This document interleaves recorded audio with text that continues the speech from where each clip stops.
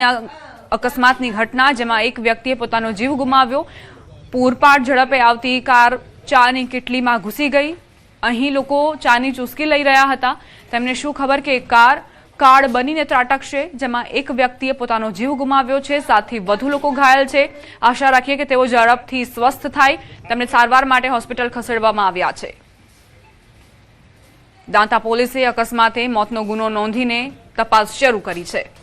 બેફામ જે વાહન ચાલકો છે તેમના કારણે નિર્દોષ નાગરિકો મોતને ભેટી રહ્યા છે, તેમ છતાં પણ કોઈ સુધરવાનું નામ નથી લઈ રહ્યા। ઓવર સ્પીડિંગના જે દ્રશ્યો સામે આવે છે, દરરોજ અકસ્માતોની વણઝાર રાજ્યમાં સર્જાતી હોય છે અને તેમ છતાં પણ વાહન ચાલકો હજુ ઓવર સ્પીડના કારણે નિર્દોષ નાગરિકોને ભોગ બનાવી રહ્યા છે।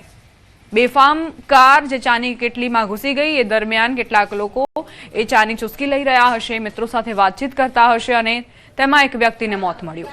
સંવાદદાતા મહેન્દ્ર જોડાઈ ગયા છે વધુ જાણકારી સાથે। મહેન્દ્ર, શું ગમખાર અકસ્માતની ઘટના?